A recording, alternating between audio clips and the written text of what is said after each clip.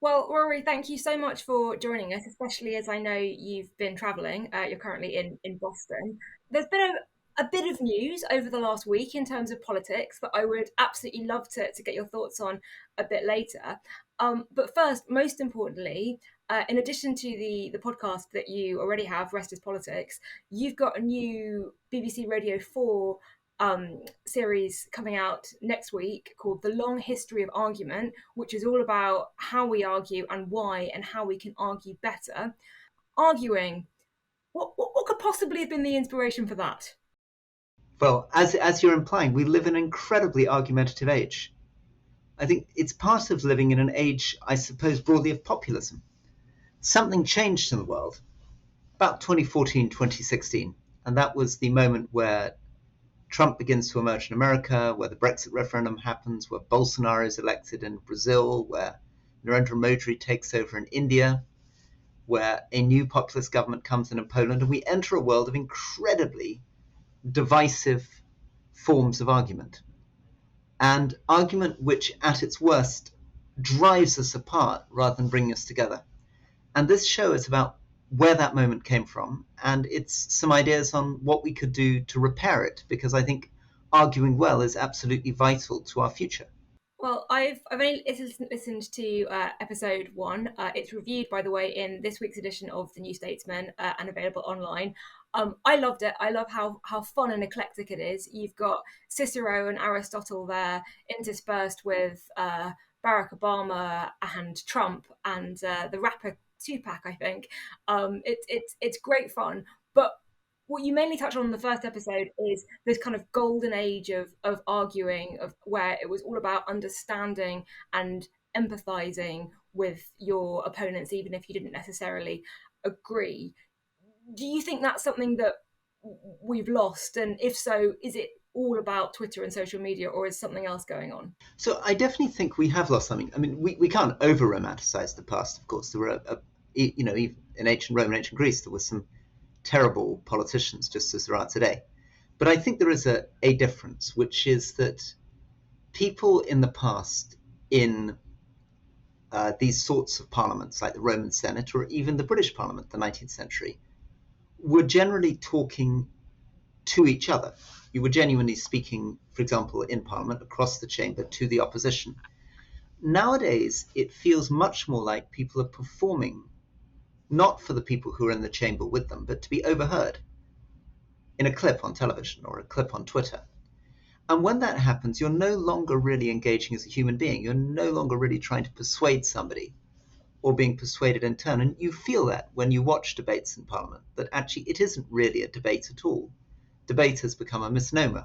You might see a debate, for example, in a school debating competition, but in Parliament, it's just a series of sound bites generally being barked out in the hope that it's going to be picked up. You've done quite well out of social media and Twitter. You've got a bit of a cult following. Is that something that you try and do to try and widen the debate, or to engage in good faith with people who you disagree with on social media? And what happens when you do? Twitter, Rachel, is a very, very strange thing. As you say, I've got whatever it is, 430,000 Twitter followers. And there is an awful sense in which the algorithms, that the back end bits of Twitter, which are designed to promote certain posts and take other bits down, create a certain kind of language. They reward you, for example, for being quite angry. And they punish you if you're too subtle. And they begin to train you. It's almost as though you're in a sort of dog training school. You begin to learn almost subconsciously what's going to work on Twitter and what isn't. And I think that's unfortunate, because it's created a universe where, instead of a thoughtful, engaged argument in which we're persuading each other, I'm being tempted to put out 2, 3 sentences, gobbets of rage or contempt or derision, and are being rewarded by 29,000 people liking it or 4 million people viewing it. So I think if we're going to improve things in our democracies, we're going to have to look at the back end of Twitter. We're going to have to actually have discussions with companies like Facebook and Twitter on what we can do so that they're not perpetually rewarding the most angry, hostile statements. Are there any politicians in the UK or further afield that you think kind of are doing arguing right at the moment, or you would look to as examples of people who are resisting the Twitter urge towards ever more extremist echo chamber politics, or does it get everyone in the end? I think it gets most people. Remember, the tendency of our politics from the beginning is to be very partisan. So the tendency of the Conservative Party is to try to characterize everyone in Labour as socialists. And if you're in the Labour Party, basically to think that everyone in the Conservative Party is a sort of Tory scum. I mean, it's kind of embedded in the way in which people think about each other and the way in which they campaign. It's much more extreme, of course, in the United States. I mean, in the United States, we're almost on the edge of a civil war now. It's very, very disturbing. Complete lack of empathy and understanding. There are people, I think, who sometimes are more thoughtful, but they tend to be people who've retired. I mean, there's a lovely guy, Gavin Barwell, who was an MP, who was Theresa May's chief of staff, who you can see on Twitter occasionally quite bravely agreeing with Keir Starmer one day and then saying that Boris Johnson did something good the next day. But you can feel when he does so, he's always prefacing it by saying, this is going to get me in trouble. And, I've got to explain, I really think Boris Johnson's a terrible prime minister, but I think what he did in Ukraine, ... And it's fascinating watching someone trying to navigate their way through it. I had an experience recently. I was trying to point out, as I think a lot of people have done, that there was a lot of diversity, ethnic diversity, in the Tory candidates, these Conservative candidates. But how do you say that on Twitter when I'm aware that most of my followers, the mere mention of the Tory leadership candidates puts them into a boiling rage? So if I say, isn't it interesting, and can you think of any other democracy in the world that would have such a diverse group of candidates running for the leadership today? I'm going to get a very, very odd response coming back. It won't go down as well as if I say, Boris Johnson is a terrible person. Which is really interesting that you have such an unconservative following, given that a couple of years ago you were yourself running to be leader of the Conservative Party. Yeah, that is a bit odd. I agree. I don't know quite how that's happened. And occasionally the Twitter wakes up. I occasionally get these things, actually, sort of almost every day, where someone will be like, wait a second, look at his voting record. This guy's a Conservative. And I have to say, that's right. I was a Conservative. You're looking at the voting record of a Conservative MP. But it's interesting that there is a sort of cognitive dissonance. I mean, I wonder whether if I'd stayed, I couldn't stay when Boris Johnson was in because I thought he was a bad thing and I wasn't really prepared to serve in his cabinet. I wasn't really prepared to campaign for him in the 2019 election or vote for the kinds of things he wanted to do. But I still wonder if I had managed to stay, if someone else had become leader, let's say Sajid Javid or Jeremy Hunt or someone had become prime minister, in which case I probably would have stayed. Would I have been able to reach across? Would I have been able to do what I've always wanted to do, which is to try to bring people together? It's much easier to do as a constituency MP. As a constituency MP, you can get 200-300 people in a room. If you've got a very concrete local issue, what are we going to do about renewable energy in Kirby Stephen? You can get people doing that. But in national politics, it feels very difficult. On the subject of Boris Johnson, before we go into who might or might not replace him, he is not so much a Twitter or Facebook politician, but he is very much a politician who knows how to argue over the heads of, say, the people who he's directly arguing with and sort of speak straight to his base. He, as he likes to remind us frequently, studied classics and classical rhetoric. But I think it's quite fair to say that some of his rhetoric over the past decade has been divisive, not necessarily all in good faith. Is he a driver of this problem, that sort of toxicity in our public discourse? Is he a symptom of it? Would he have been able to become Conservative leader in 2019 if he hadn't been in a landscape where this kind of polarizing rhetoric works well? Is there another universe where he became a sort of great good faith orator that was able to engage with his opponent? I mean, where does he fit into all of this? So Boris Johnson is very strange. As you say, he boasts about having studied classics at university, but he's actually a figure who the classical world would have been horrified by. People like Cicero, it was incredibly important for Romans that their fundamental words that mattered to them were dignitas and gravitas, which broadly means dignity and gravity. And of course, Boris Johnson has zero dignity or gravity, whatever his merits are. He is all about the thing that the Romans really hated, which they called levitas or levity. In other words, he trivializes everything. He turns everything into a joke. And they saw that as a very, very bad sign, because they thought that if you're Cicero, that arguing well, being a good orator, comes from your moral character, that there was a connection between being a good person, being able to argue well, and being able to govern well. These three things sort of connected. And he would say, looking at Boris Johnson, that the way in which Boris Johnson speaks, in particular his extraordinary sort of evasions and muddles and lies, are also the reason why he was bad at running things, because it stops him being able to think clearly and critically about anything.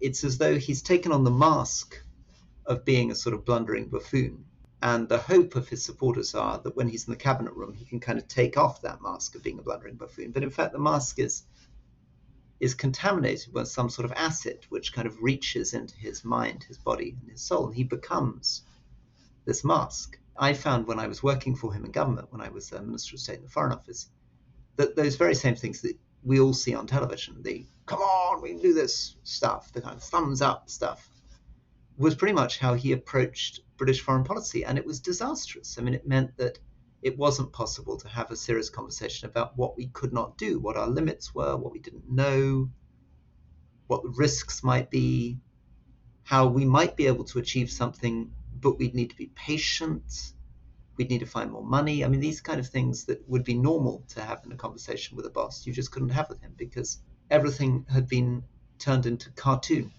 He's, as you say, he's not oddly a great exponent of Twitter or Facebook. He's one of the last examples of a sort of daytime television politician. He made himself off Top Gear and Have I Got News for You? I suppose that some of those are blockbuster evening shows. But that's the tone of the thing. Well, you're doing your own small bit to make arguing great again, I imagine, with your podcast that you've got with Alistair Campbell. As you admitted a moment ago, people might have forgotten it now, but you are, or at least you were, a Conservative. Alistair Campbell, obviously architect of New Labour, in which the two of you discuss politics and manage to argue quite amicably about a lot of things, and manage to kind of push and test each other. I have to say, I've very much been enjoying your episodes on the recent Conservative psychodrama. We're recording this on Wednesday, the 13th of July. We've just had another voting round in the Conservative leadership contest. Jeremy Hunt and Nadine Zahawi are out. What thoughts do you have about where the party that you were until very recently hoping to run is at the moment? I am genuinely interested in the fact that we had such a diverse group of candidates, and that the default position, or not, maybe not quite the default, but there was a pretty strong view clearly amongst the Conservative MPs expressed in the candidates came forward, that they thought that they would like ideally to have somebody from minority ethnic background and potentially a woman. And that's interesting. It's an interesting aspect of a, as it were, Conservative Party that, as the Conservative Party keeps pointing out, they've had two women as prime ministers, and Labour hasn't yet managed to do that. And it's odd. And some of this is to do with the way in which the Conservative Party changed in the period 2005 to 2010 under David Cameron. A lot of these people were recruited then. But it's also been interesting, of course, as people point out in reply to me when I say that kind of thing on Twitter, that many of these candidates are much, much more right-wing. That the Conservative Party has become just factually a more right-wing party. Well, let's take a classic sort of right-left divide, which might be over Remain, Brexit, for example. 2017, I think something like 65% of the MPs had voted for Remain. 2018, it was down to about 55%. And then after 2019, going to 2020, the majority were Brexit voters and the minority were Remain. So you can see that, and many, many other signs of a party that is shifting on a lot of these issues, shifting on attitudes towards migrants, shifting on culture war issues. But the real thing at the heart of this race is the question of what their economic policy is. The big divide between these. None of them want to talk about it. Exactly. Uh, And this is where your I think as we began, we talked about argument. One of the problems is that we've created a world in which it seems to be possible to get away with not talking about the contents of policy. And so much of the conversation obviously is about people's personality, their personal history, their appearance, but not really anybody taking seriously the question of what makes them angry or ashamed about the country, what detailed administration they might try to implement. That's in a way sort of maybe representing the fact that actually Sajid Javid, Nadim Zahawi, Jeremy Hunt, who've all been knocked out, were amongst the most experienced people either running businesses or actually in government ministerial positions, probably with the best track record on actually doing stuff, haven't made it through. it has been noted that while the current field of candidates is very diverse in terms of ethnicity and gender, as you said, it's not particularly diverse in terms of background, and it's also not particularly diverse in terms of policy or ideology. Um, Lots of Brexiteers, as you say, lots of sort of consensus. It seems to be that the most important things right now are cutting taxes and getting involved in the culture wars. Is that just a symptom of how a leadership contest works and what you need to do to win, or is that symptomatic of how the party's changed and how politics has changed? I think it's symptomatic of how party and politics has changed. I think partly it's structural. So there was a time when the leaders of the Conservative Party were just chosen by Conservative MPs. That was changed. This is the first time that a Prime Minister, Boris Johnson was the first time, and this is the second time the Prime Minister will actually have, as it were, been chosen by the party and the country. Until then, either it was people like Theresa May who came by default, or they were people who'd been elected under a previous system into being leaders of the opposition. But when Mrs. Thatcher came in, when John Major came in, they were simply selected by the MPs. And that is a very different type of campaign. You're then trying to appeal to people who've known you for many, many years. Generally, anybody who comes out as Prime Minister has been in the party. Traditionally, they would have been in the party 20 years or more before they had a chance of really becoming Prime Minister. Now we're in a situation where you're appealing ultimately to just over 100,000 quite elderly Conservative Party members in the country. And that means that there is a huge incentive to say what they want to hear. So to say, for example, that you want to cut taxes, even if the public finances are shot to pieces, even if, in fact, the pressure is to increase public spending, and even if you can't really see where those taxes are going to come from, and you're promising to cut the deficit at the same time, you end up in that situation. Can I just come back on something that you said, which is, I think, interesting? Obviously, in Britain, we're completely obsessed with class, and one of the things that you said is that you thought they weren't very diverse in terms of background. They are surprisingly diverse in terms of background because, of course, people who are diverse in terms of ethnicity in Britain generally are from very diverse backgrounds. I mean, almost all those people that we're talking about had parents who came to the United Kingdom with very little money. Some of them, in the case of Rishi Sunak, his father became a GP, but in the case of Priti Patel, I think her father initially set up a shop. Nadim Zahawi arrived with very little. Sajid Javid's father famously was a bus driver. People sometimes tease him about saying that a little bit too often, but it's true. Father was a bus driver. I think there is reason to feel that actually a more ethnically diverse group usually means more diversity of backgrounds. It's probably one of the first leadership campaigns for a very long time where there's not an old Etonian running. That's a good point. We had a lot. I had an old Etonian last time. That And the obviously time went very before. well. There have been a few of them. I simply meant in terms of, I imagine, I guess, sort of university background and then sort of a career in some kind of But professional. again, I interestingly, very, I think you'll find, if you look at the full initial starting race of 12, very few of them went to Oxford and Cambridge. I think that's another big change. I think that I'm not a sociologist, but I think if you looked at the social economic background of leadership candidates, that is changing quite quickly. But what isn't happening is you're not getting the progressive politics emerging that you would expect. So I teach at Yale University, and I was talking to a student about that, and she had very much been educated to believe that if you had diverse leadership from low-income backgrounds, you would necessarily end up with more progressive policies. And I think that this suggests that may not always be the case.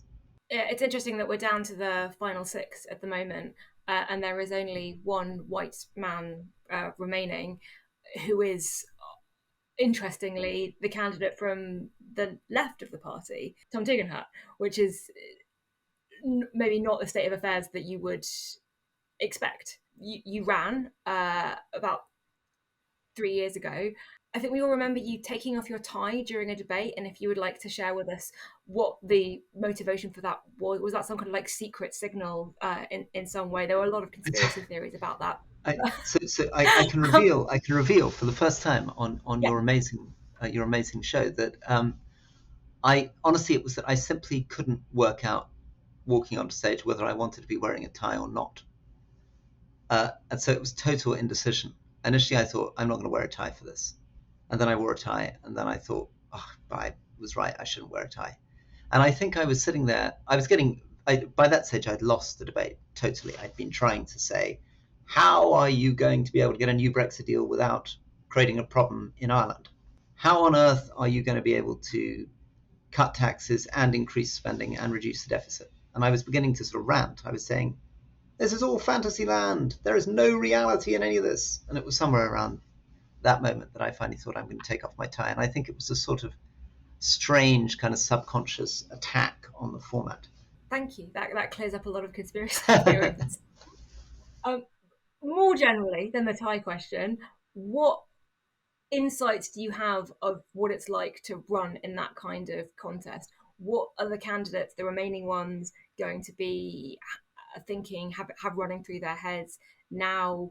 How do you win? What are they going to be kind of Well, I focusing think on? first thing is it's completely exhausting. So you are up all day and night, and therefore you start to make mistakes because you just haven't had enough sleep. You are staring at your phone all the time.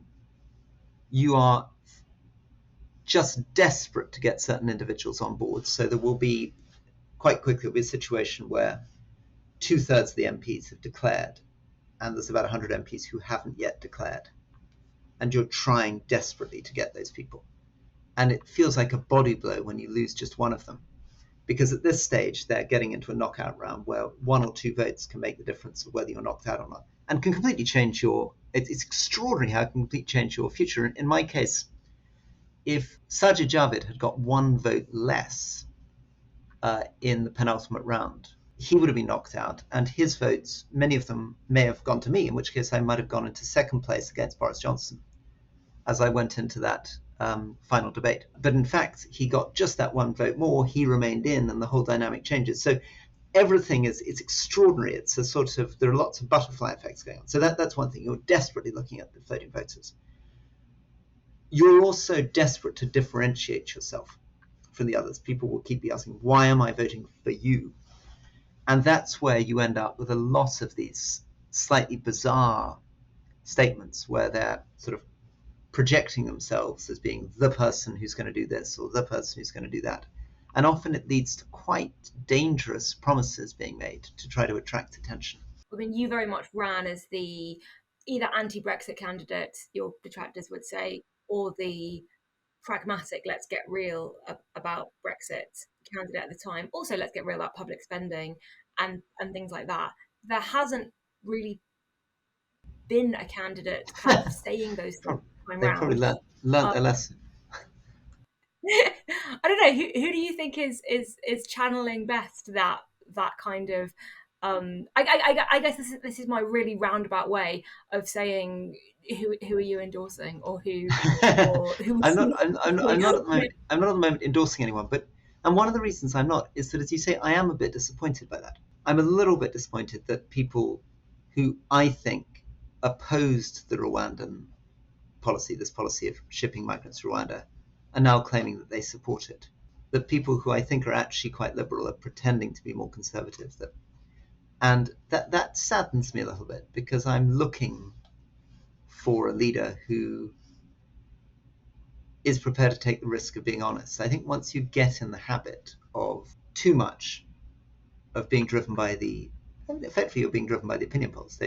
What's happening is that people are trying to guess what everyone else wants to hear and deciding they can't say this or they can't say that. I can't possibly say that I'm against shipping people to Rwanda because if I do, I won't win.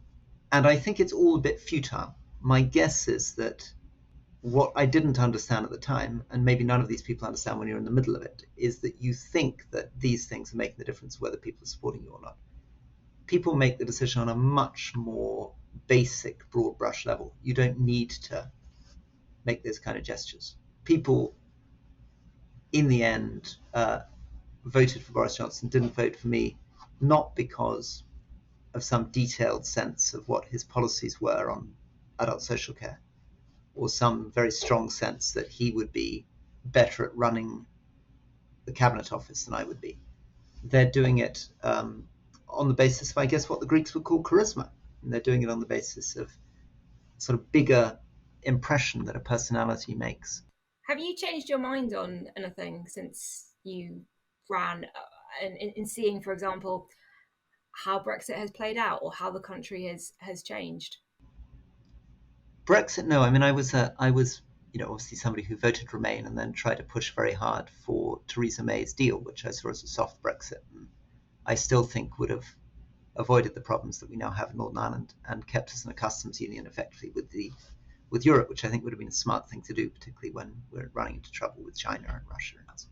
What have I changed my mind on? I think I'm much less comfortable now with some bits of austerity. I saw much more directly in prisons, for example, that we'd cut far too many prison officers and the damage that had done. I felt that we were often too timid and slow on decisions that we could have been making around things like air pollution.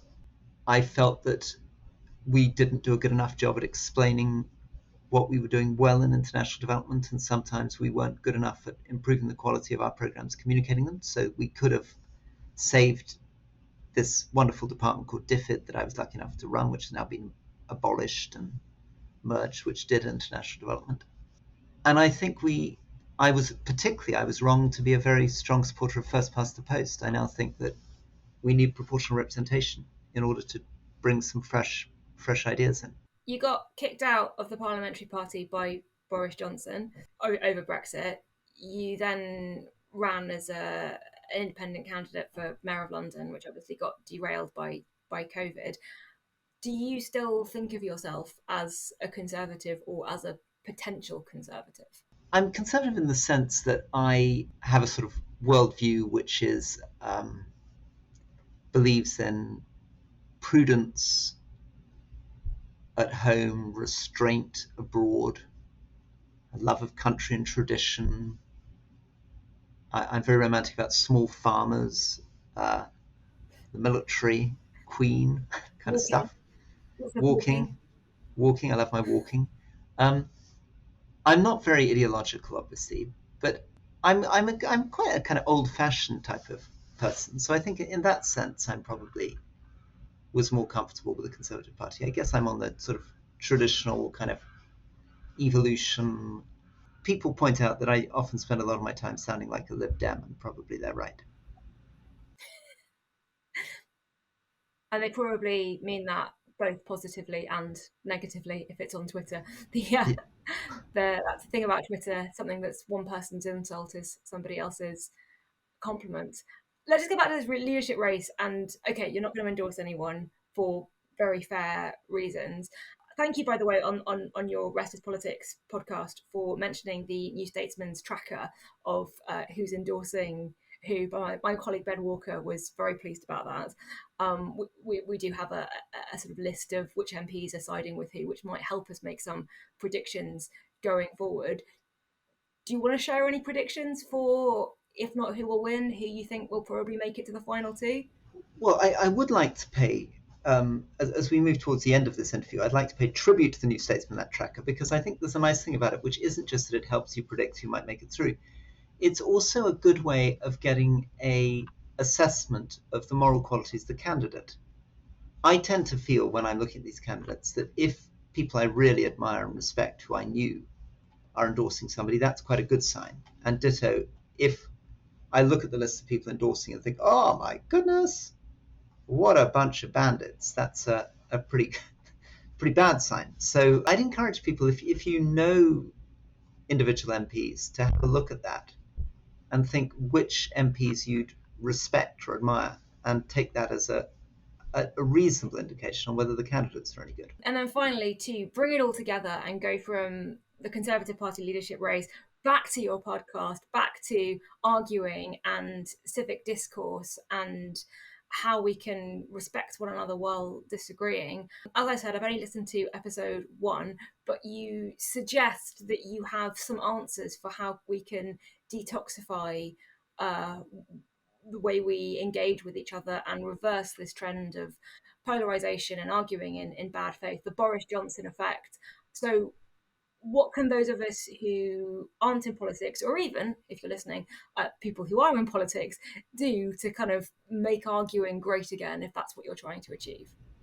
Well, I think there are practical things that you can do that I talk about on this Radio 4 documentary. So I think we could change the algorithms on Twitter and Facebook so that we were less likely to reward people for being really angry and divisive. I think we could change the way that Parliament works. I'd like some debates to be held which didn't have television cameras in, so people weren't always performing to the cameras. I'd like to make more use of citizens' assemblies, which are juries of citizens that come together to debate issues more slowly, more thoughtfully, without parties present. I'd like people to study debate in school. I was really struck by interviewing a couple of young men from Liverpool, from a comprehensive in Liverpool, who'd had an incredibly dedicated teacher who, in her spare time, she'd set up a debate club, and they just felt that it had totally changed the way that they thought. It had made them much more sensitive to other people's arguments, less likely to be bullshitted by politicians, helped them to see two sides of every point, to think critically, and sort of turn their lives around. And I think the final thing, I suppose, is to, without being too naff about it, is to prioritize truth. That all our communication, all our policy, all our government, everything we do has to keep coming back to truth. That if we're not truthful about things, we're not treating other people with respect. We're misleading them. We're manipulating them. If we're not truthful about things, we're not able to come to rational conclusions. We're not able to understand what's really going on. So truth and reality, I think, are at the core of good argument. That was a wonderful ascending tricolon there. Thank you. Beautiful. That's it. Somebody paying attention to those classical techniques. Rory Stewart, thank you so much. Have a good trip back from Boston, and I really hope you find your wedding ring. Thank you very much indeed. If anybody finds a gold ring, looks a bit like a wheel, please be in touch. A reward is offered. Thank you all very much. Bye-bye.